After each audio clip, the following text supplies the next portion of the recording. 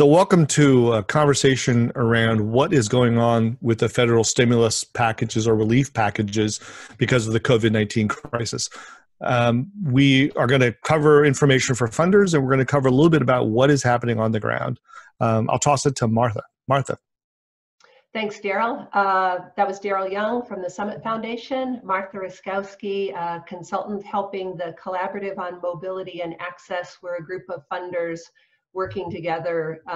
We work on mobility and access issues. So we've been diving deeply recently into the federal relief work, stimulus work, and connecting it to the local advocacy work on the ground.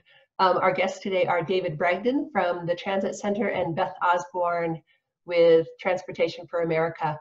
This is an experiment to see if this is a good way to do a briefing, bring information to funders. So please give us feedback and see if this is useful. If we do it again, let us know what questions we should ask.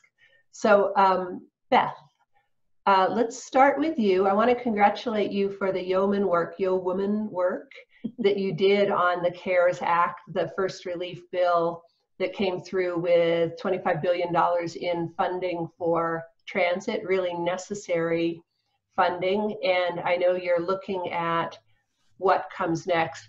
But before we do that, let's do a quick conversation around lobbying. Because as you know, foundations, the funders we are working with are not allowed to lobby. As soon as we talk about federal legislation, some of them get nervous, some of their boards get nervous, some of their lawyers get nervous. So can you clarify your work and Transportation for America's work and how that fits into the lobbying scenario?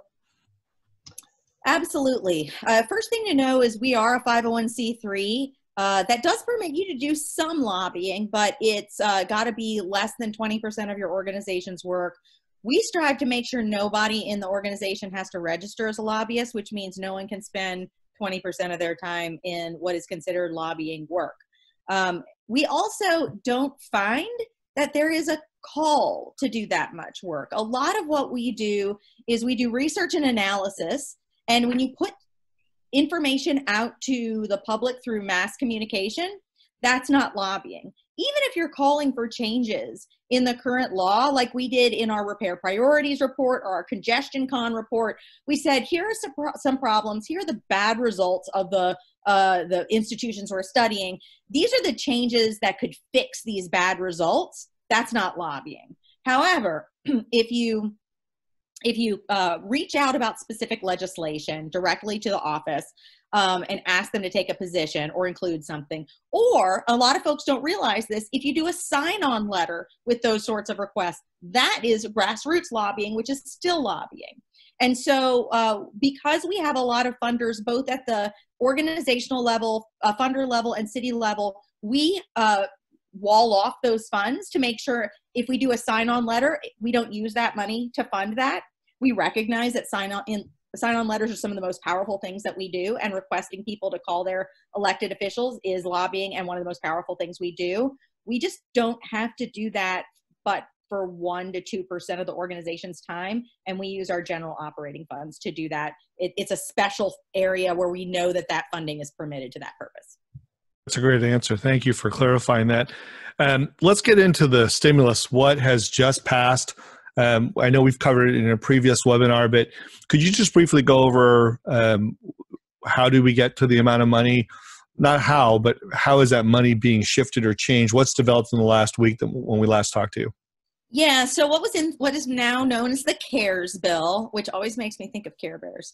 Anyway, shows my age. There's $25 billion in direct operating support, which has already been what we call apportioned by the Federal Transit Administration, which basically says how much of those funds goes to each transit agency. And transit agencies spend their money, and then they can put in, they can put into FTA for daily reimbursement if they so wish, but they all have their own system. Some it's weekly, some it's monthly. And FTA is, I'm sorry, the acronym FTA? Federal Transit Administration. Thank you. Keep me honest on that. The Federal Transit Administration has let people know what money is available to them and has basically said you can start seeking reimbursement right now, and told them all the things that are eligible for that reimbursement starting immediately. And actually it's set up to go back a little bit as well. That's great. So David, I do want to point out is go over ahead. $2 billion of that is for rural transit. And I'm starting to hear from the rural transit providers in my network that is nowhere near what they need. And so my expectation is additional relief is likely, and it's going to come from a push from rural transit on their Republican representatives to do it. So, David, you were instrumental at TransitCenter in helping inform Beth's work on the Hill. What are you sensing and learning from transit agencies and transit activists on the ground, much in the same example that Beth was giving for rural transportation systems? Sure. And just to be clear, in terms of TransitCenter's role and our legal status, we are a private foundation. TransitCenter is a private foundation. We do a lot of research and advocacy and support community-based advocacy. So, we're bound by the absolute 100% no lobbying rule ourselves. So we provided research information to Beth's group with regard particularly to portions of the workforce that are heavy users of transit, particularly in this emergency, that showed 2.8 million people across the country who are in the healthcare field, first responders, food distribution, and their reliance on transit. On a typical day in the United States, it's about 1/3 of transit passengers. In the current circumstances, it's nearly 100% of transit passengers. So that made the imperative for transit mobility and access. But it really actually fits our long-term strategies and goals. At TransitCenter, we believe in transit as an instrument of more equitable cities, more access to opportunity, and more environmental sustainability.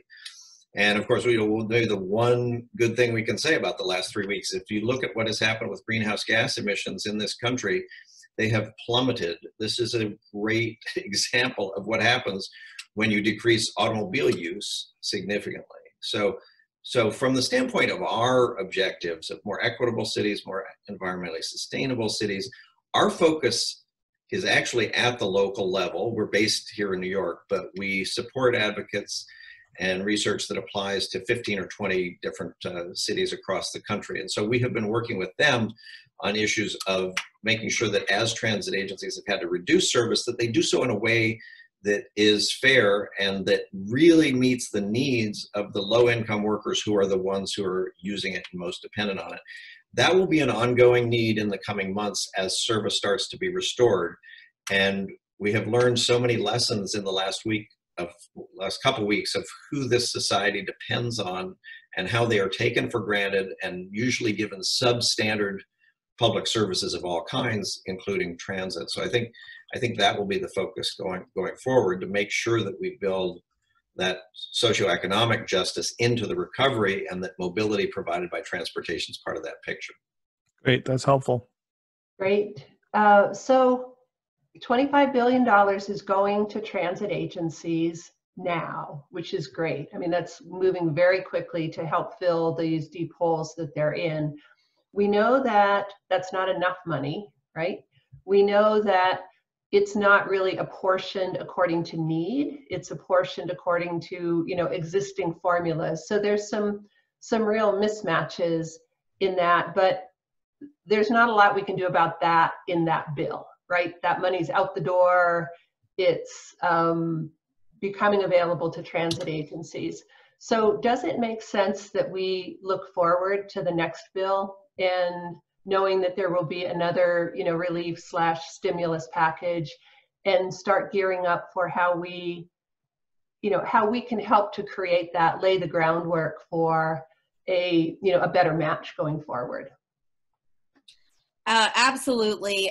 There's all kinds of things going on at the local level with transit that we are learning as every day goes by. And this has played into what has been a pretty drastic change over the last 5 days in the conversation about the next relief bill. There was a hope on Capitol Hill that I think came from the fact that they desperately want this to be over like the rest of us and get back to getting the economy running and stimulus in general. And I think what they've come to realize from the reaction to some of the proposals for a lot of funding going to going to stimulus and going to infrastructure, is there's a ton more relief that is required. And not just for transit, from lots of industries. And so I do think that there's going to be a conversation about what that is, what that should look like. And on the transit side, it's not just about funding. It's about better guidance to them about how to operate safely. The CDC actually came out with some good information on that today that we're now looking over, but we're going to be seeking feedback from those local advocates, from those local transit providers about whether or not that covers it, or there's additional information they need. They're going to need access to actual operators, many of whom are having to stay home themselves, many of whom have gotten sick. There's going to be need for additional funding. And who is in desperate need today is going to be a different group of transit agencies than who is in desperate need tomorrow. So, paying attention, collecting that information, providing that information in a clear and useful way, the way TransitCenter did, to the policymakers so that they can react in a useful and targeted way in a situation that is ever changing, is going to be an essential service. And they're going to be reaching out.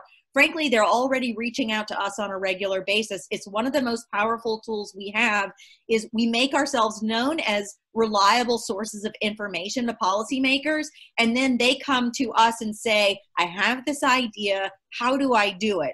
Which is not lobbying. It is being a responsible citizen and making sure elected officials have the information they need to do their jobs properly. And we are all supposed to respond to them on that. And that's what gives us the real power, is they see us as someone to come to. They come to us. We help them work out how to do it in the way that's best. So with regards to the packages that are moving forward, is there a prediction, recognizing it's a very fluid situation, on when these packages will move forward?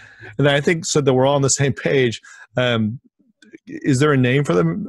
I said stimulus, Martha said no, it's recovery. What are the names of them, or general names that are on the Hill that people are using? You have hit on all the uncertainty that exists right now. Initially, the plan was to have a stimulus bill, and they were calling it a stimulus bill. Now there's been a huge backup in the notion that we might need to do substantially more recovery before we get to stimulus. There is also a lot of backlash on the notion that that agencies that are already struggling can double their capacity of capital output. That came from not just the transit agencies, but also from the state DOTs. They're also struggling to keep staff employed and keep their projects moving forward. The construction industry is another group that just can't double their workload overnight. Whereas last week we were talking about how we're going to spend all kinds of money on infrastructure, this week that's really backed up, and there's more talk about intervening with hospitals and things like that. So I think the reason we don't have a name is we're in transition about what the next package will actually be. My guess is it's going to be way more recovery than Congress wanted it to be, which will be a good opportunity to talk about additional operations needs that transit has. And that its timing is going to be May. They're talking about negotiating in earnest towards the end of this month, partially because they're not here. They're trying to social distance themselves. But also, I think they're trying to gather enough information to figure out what that next package should look like. So I think they'd like to do something in early May, but there are so many things that could interrupt that and push that backwards. I'm hearing that the package is going to emanate from the House, that Pelosi was starting to move forward. Are you hearing that too? Yeah, and I think that she'll have the capacity to move faster sooner. I do think if Mitch McConnell comes out with his concept of what this package should be, it could change the focus of the House. This is really just Beth Osborne talking at this point, but McConnell is more likely to come out with a more targeted approach. And if the House feels like it is extremely targeted, I think they will push to expand it, but they're not going to come in. If McConnell's coming with a $500 billion package, the House is not going to come in with a $2.5 trillion package. So it could shift things and kind of slow that down too. And David, you were instrumental in coming up, your organization was instrumental in coming up with initial numbers that help inform Beth's transfer of information to Congress. David, do you have revised statistics that are on what you see as being the need for transit agencies? Sure. And, and again, federal policy typically has not been, and federal funding has not been our major focus historically. Our focus is at the local level. And So that's why this teamwork with Transportation for America is such a good fit for us, and working with Transportation for America is a great conduit for the local, local advocates from across the country. So we did some initial analysis that I think helped inform. And we don't really, we try to always think about who it is we're trying to serve and represent and understand, and it's not so much agencies. Agencies are instrumental. We think in terms of populations, really. We think in terms of the person who's out there waiting 45 minutes for a bus that doesn't show up, who's in a lower income area in the south side of Chicago, for example. And so that's kind of the approach we're taking on some of this analysis is on the demand side, on like where is the need, and then you connect the agencies to that.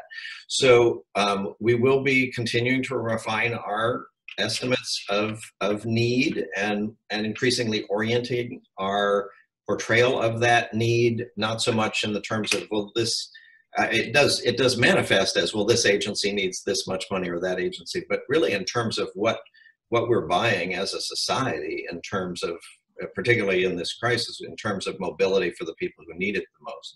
So we will continue to update. It's on transitcenter.org, where we have those sorts of projections and analysis, as well as stories of both riders and transit workers and some of the conditions that they're going through right now.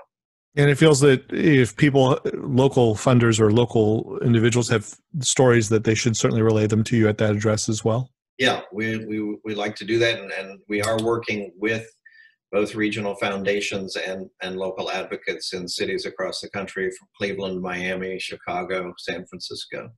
Great. We'll put everyone's contact information in the show notes that go along with this this broadcast. Martha. Okay, great.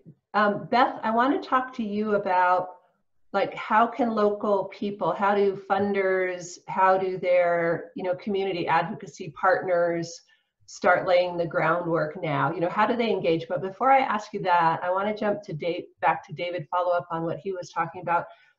Just in the last day, I've seen, I live in Boulder, beautiful Boulder, and RTD, our local transit agency, and the governor have been coming out and saying, don't ride the bus if you're not an essential worker. We're having to reduce service. We're trying to do it strategically so it serves the most people. We need to save, we need to create safe passage for the people who really need to use it. I just saw Jeff Tumlin in San Francisco was saying, don't ride the bus, which like almost makes my head explode, of, people who've been working in this field forever, of wanting people to ride the bus. I understand that's, that's a safety imperative now, but I've been thinking about, well, I want to ask you, David, what are you hearing on the ground, and how does a ramp back up look like? Because I don't see any future for mobility, for reaching climate goals, if we don't, if transit isn't a piece of it in terms of reducing VMT, in terms of reducing greenhouse gases. I'm not buying it that cities are going to go away. There's just too many good things that cities bring into the mix. So we need transit long term. That's probably too big a question to answer right now, but I'd like to get sort of a few initial thoughts on that. And then we'll go back to Beth for the playbook for federal work. Sure. Well, short term, you're quite right that Commissioner Tumlin and peer agencies around the country, including New York's MTA, are in this strange position of asking people to not take transit and stay home. But that's really the message, is stay home. They're not telling people, hey, go buy an SUV and please drive 80 miles an hour down the street. They're not saying use cars instead. I think the recovery is going to be longer term, and it's going to be slow. It's going to be slow for the transit industry, like it's going to be slow for concert halls or movie theaters or the convention business or anything else that involves people to get together. And there's going to be anxiety about that, understandably. And that is partly a public health issue that we'll need to address. I think over time, though, urbanity is so attractive to us as a species, and people being together in the same place is going to win out, and we just need to have the public health considerations and have those be better managed than they have been in this country over the last 3 months. I think that transit agencies need to address that anxiety, and that they will do so through the recovery. And it's imperative for cities that they do, because as you say, there's no way to reach our climate goals or the desires to have broader economic access and socioeconomic justice to all kinds of people, not have these barriers by race and age and gender in terms of economic participation and social participation. None of that can be achieved without really strong transit. And so we need to bring transit back, not just to what it was, but to better than ever. And I think we're seeing the indispensability of transit now in all kinds of places across the country, to keeping the vital parts of our, not just our economy, but our healthcare system and our food distribution system and the workers, that transit is essential to all that. We talk about essential workers, and transit workers are essential workers for the essential workers. They're the ones who are getting people to the hospitals and getting people to the warehouses, food warehouses, and so on. So I think that this has been a big shock to the whole country in so many different ways, whether how we look at our insurance system, we look at our healthcare system, all sorts of things. And transit's going to be in that category of recognizing we not only need to bring it back, but to bring it back better and more robust than it was before. But it's going to be a long-term project. An example of the damage caused by focusing only on vehicles and not recognizing that moving people outside of vehicles is essential for the good of all is in the mobile testing that's going on right now. There's just a story about how there's going to be drive-in testing in the state of New York, and they will not accept anyone coming in outside of a car. That's not good for me. I have a car to go in, but if lower income people can't get tested because they don't have access to a car, that puts my health at risk. It's the same thing in climate. When we live in this world where everyone has the capacity to go spend $20,000 to $40,000 on a vehicle per person over 16, you set up incredible inequities. It sounds very tin-eared to the circumstances of tens of millions of Americans, including me, when I was just getting out of school and I couldn't afford a car. Telling me I could get an electric car instead of a gas-powered car would not have solved my problem. So I think we need to be very sensitive to the interaction between climate and mobility and income. Yeah, I think we're seeing some similar dynamics around the conversations around public space and distancing as people are out for, exercise and fresh air and walking their dogs. There's a tendency in some places to say, oh, people are getting too close together, so we're going to shut it all down, versus the tendency to say, well, we need to create more space. Let's, slow cars down. Let's turn over streets. Let's close parkways in parks. And it strikes me that although that's about exercise and recreation, as well as transportation, there's a big equity component to that, because people with lower incomes are more likely to be living in smaller houses without backyards of their own, and just having access to safer public space. People of color are more likely to live in areas that are covered in cement, that don't have tree cover, that don't have access to parks and green space. This is a big deal. And look, I was just on the phone with the CDC talking about providing better guidance to cities and transit agencies about how to provide these services. Their initial conversations were what not to do. They are now recognizing that they need to move out of triage into longer term guidance. And one of the things that we have specifically asked for is help giving guidance to transit agencies about things like how to protect their drivers, but also what is a full bus? And what does it mean to provide outside space where you can get space from one another? This is going to be, getting back to your original question, a really important thing that local advocates and the funders can be involved in. We've been asked now by the CDC to help to compile a list of the questions being asked by the locals and being asked by transportation providers about what guidance would be helpful and what information would be of assistance to go out to their users, their operators, their managers, all of that. And we're gonna, I'm happy to share with this group the guidance that just came out from CDC with an invitation that people come back and say, this is not enough. This is not clear enough. We need X, because CDC is now asking us to filter that back up to them. And we'll get that out to the network of funders and NGOs that we all support. Let me just ask you a little bit more inside baseball questions around who are the gatekeepers at this point? Who are the people who are driving the agenda on the Hill? Are there particular members of the legislature? Earlier, you had talked to me a little bit about what Peter DeFazio of Oregon was doing with regards to the stimulus package. Or, are there people legislators that ought to be contacted to give the input by citizens and by foundations? Yeah, so the true gatekeepers are the leaders. Any sort of package like this is going to be tightly governed by the leadership. But the leadership is going to be very responsive to their membership. They're going to consult with their chairman on particular issues. So Nancy Pelosi is going to go directly to Peter DeFazio for help in developing the transportation section of any bill, and it's probably going to be written by his staff. So they're going to be very important. However, they're going to develop it based on what they're hearing from their various members. So if a whole lot of members from their party come in and say, you have to help my transit agency with X, Y, and Z, that's what's going to get the attention. So I think it's always just important to communicate what's going on the ground with your congressional delegation and ask for them to seek whatever. And they'll know what it means to seek it. In a normal environment, they might introduce legislation, or they might introduce an amendment, or they might hold a hearing. They know in this environment is go straight to your leadership and say, I need this. So is that a function of also what relates to biking and walking as well, that bike advocates, walking, pedestrian advocates, the whole idea of street redesign, any funds that would come from that, need the information needs to flow to leadership like Peter DeFazio?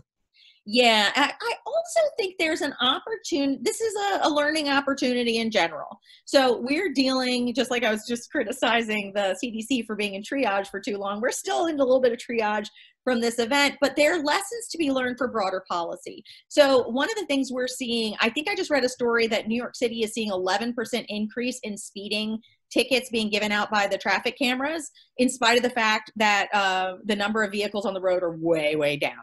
And we're seeing this all over the country because it turns out that traffic congestion is great for safety. It slows down traffic.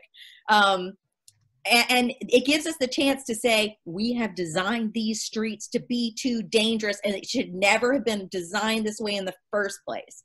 So yes, we need to talk about space for people to be safe in now, but shame on us for allowing these roadways to be built this way in the first place. So when we go to our legislators, we can say, hey, right now, I need space for people to walk in and around. But for reauthorization, you shouldn't have allowed this to take place.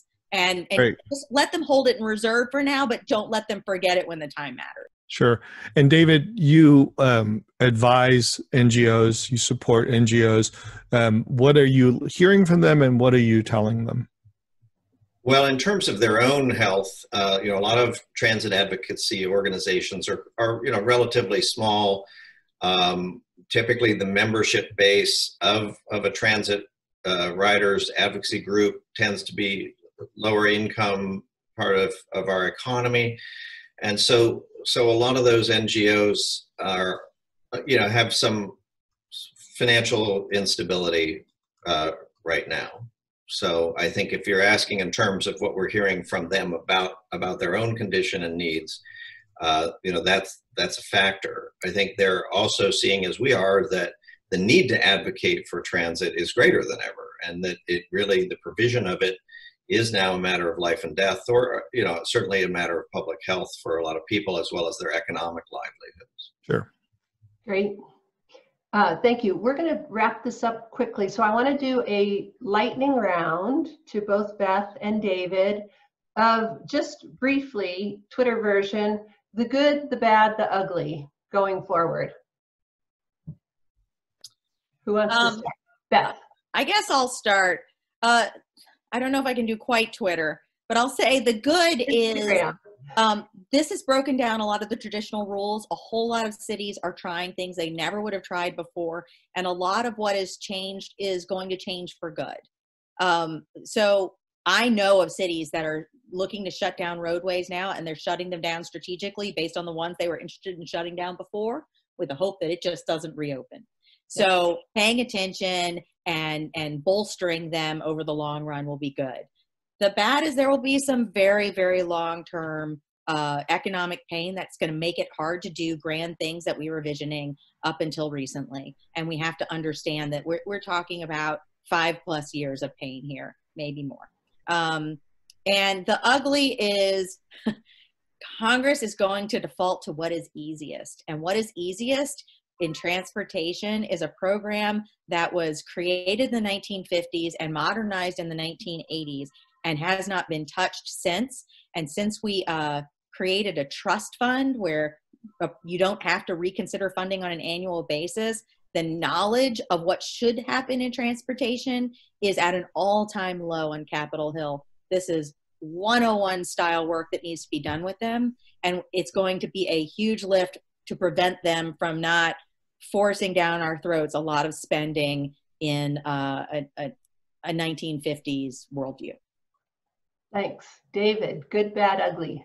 Well, I think the good is the recognition of mobility and access and how much we depend on these essential workers who tend to be lower income, tend to be people of color, tend to be very overlooked by all of our systems of education, justice, healthcare, all of our kind of societal power structures often underrepresent them and discount their needs. And that is true in transportation as well. And this whole crisis, I think, highlights that fact. And so I think there's good in the potential recognition of transit access and mobility in terms of economic function as well as social equity and just access. I think another good is the recognition in our lungs of what it's like to live in a city where car traffic is half or less than its usual levels, and the recognition that the noise and the deaths as well as the emissions, all of that. So I think that's another good thing. I think the bad or the ugly, and I can just combine those, it would be a failure to recognize those things. And as Beth says, sort of an impulse to just sort of continue with business as usual and maybe even try to bolster 1950s style of transportation investment. And I think Congress tends to be, and again, I say this as an organization that doesn't do federal affairs or lobbying, but there's not a recognition of transportation policy and its potential to really be reformed to serve societal goals. And that there will be a tendency on the part of some elected officials to think that stimulus means just building a bunch of big, bad highways that really aren't needed, don't actually employ all that many people, make the climate worse, create huge barriers on racial lines, on age lines, on who can drive, and that in fact we could have a stimulus that makes our cities more car dependent and more polluted. I think is a real danger. I think that's a big danger unless Congress gets better educated about not just dumping more money into a transportation system that really is a failure in so many ways over the last 30 or 40 years. Just dumping more money into that will not be a good contribution. It would actually. That makes a lot of sense. Great. So want to wrap up, funders, maybe something they can do now and is, a lot of them do have relationships with their members of Congress. They know them and they can tell them, we're watching this closely. We're concerned about transit. We are interested in more public space, and we're interested in seeing how the recovery can actually advance climate goals and help to address some of the longstanding disparities and inequities in our system that, the coronavirus is laying bare once again. That's the interim thing to do while we await more intelligence on how this actually lines out.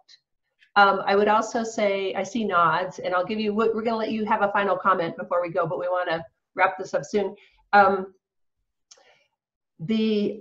also say that the collaborative of funders has been working on developing a matching fund that, we're trying to raise a national pool of money that would then match local foundation contributions to help their local advocacy groups work on this stuff. Because as David said, these local advocacy groups are, they're short funded, they're short staffed, they're struggling, and they, I think, could do amazing things with some additional support.